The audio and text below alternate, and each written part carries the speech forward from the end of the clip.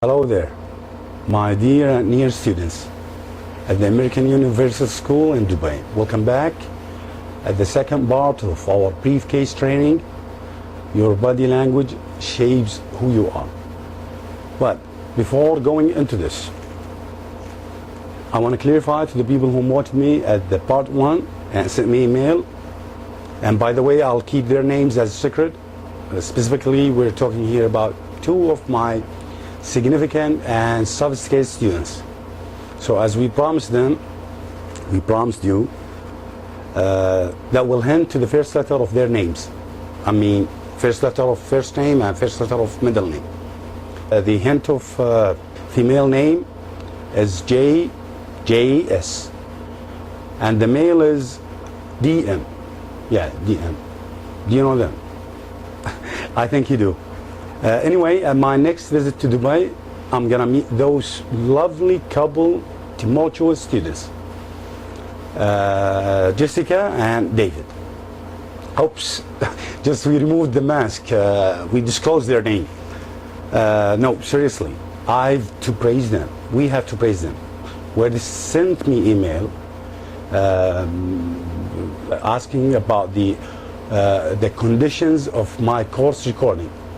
And also they're wondering if when I've recorded the episode of part 1, they ask if I was sitting on the ground or on chair.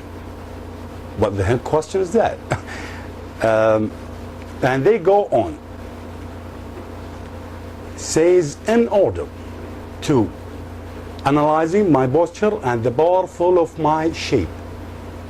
So now it makes sense to me, and it's good sign for Jessica Steveson and David Milanoy. And let me say, you are excellent. This is proof that you are just careful of learning how to read my body language well. And to answer your question, just let me say, no, I wasn't sitting on the ground, not at all. I was sitting on very nice couch. Here is my sofa made in China, but it's so comfortable. Thus will make me to give you a better performance for sure. And this is kind of body language. Is that true? Anyway, yeah, but the fact that I'm recording most of my courses from right here, from my home office, and you call this room Operation Studio, where sometimes I'm recording most of the courses for my employees and students from right here with my own efforts. That's why sometimes you will see something professionally produced and sometimes not. But however, I want you to know that 70% of my courses has brought to you with no prepared, without a prior preparation. And it came up with the stream of consciousness. Stream of consciousness means that you're improvising the conversation from your heart, depending on your knowledge and experience. Well, the whole talents, intelligence, leaders, they start from 1 to 10 to the end. 1 to 10 to the end. And be sure it's always number 10 is the enhanced version of number 1. And this is what we are doing right now. It's all about improvement and development. So when you look behind, after you crossed long way improving yourself, of course you will see a big difference in between 1 to 10. Then when you look behind and you just achieve progress, only at that moment you gonna say what the miserable stuff that I've been doing. And this is, this is what's gonna happen to to anyone as a natural results of continuous development. Now, about that for the people who asking me, Jessica and David. By the way, I didn't promise them for anything. Now let's return back to our training. Your body language shapes who you are. First of all, I would mention that this course has prepared for the summer students at the American University School for free. So consequently, that will be given free for public, especially for the Arabs. Therefore, the first episode has been translated, and that was really interesting to make sure that most of people will be able to take opportunity to get the benefit of this course. At the first part of our course, we explained the impact of our body shapes and how could be reflected on your feeling of powerful. See? And this one is especially interesting because it really shows us how universal and all these expressions of power are. This expression, which is known as pride. Pride means when you just win something hard, you will feel proud of yourself. This is the kind of pride. So what do we do when we feel powerless?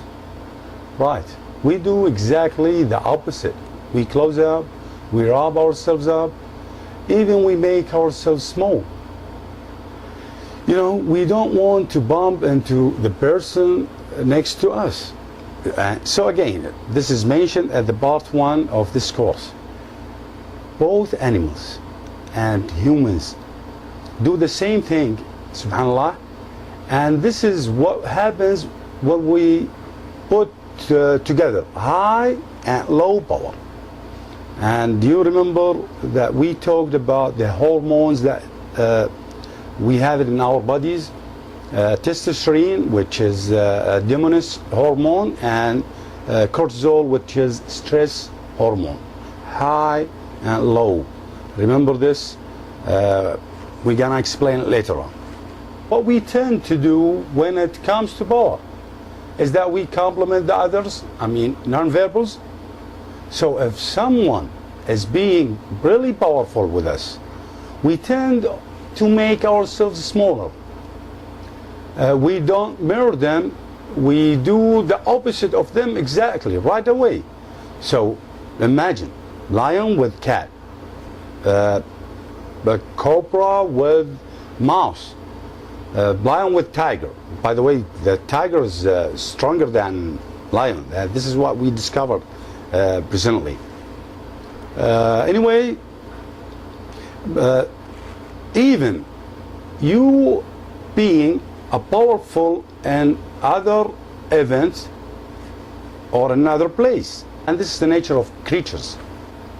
I have seen this behavior many times in the classroom while I train the staff, where we mixed up the person who they have just only the first level of SIPs, Certificate International and Procurement Supply Chain, and mixed them up with other persons who they've got the final SIPs and certified as professionals.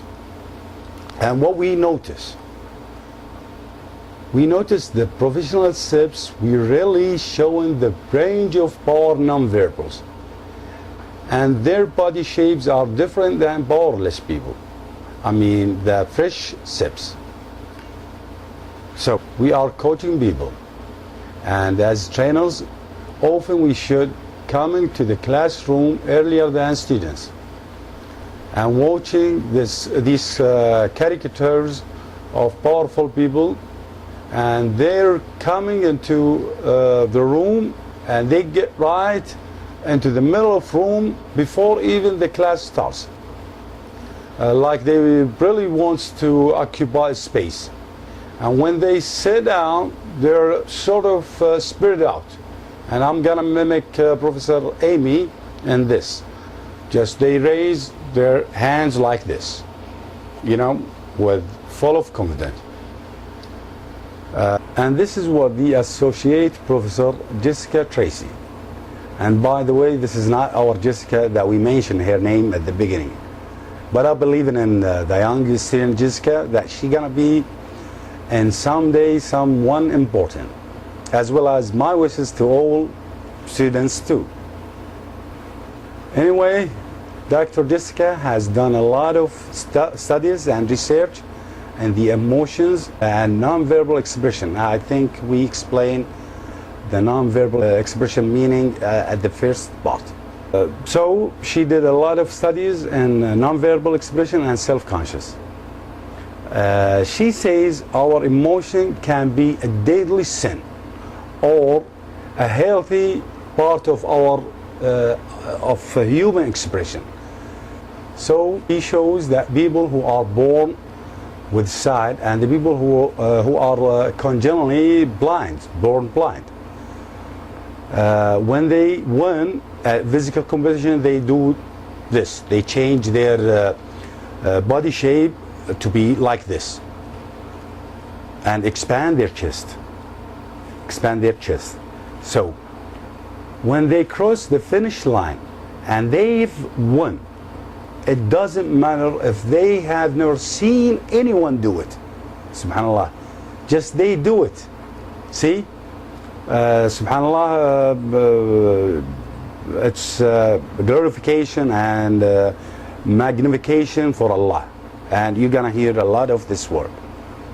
So, the arms, when they win, they change their shape, and arms will be in the code of V letter, like that, or as the science call it. So the chain is slightly lifted, and the chest is expanded, and the arm sometimes it's lifted up. What do we feel when powerless? See, be aware. This is very interesting too.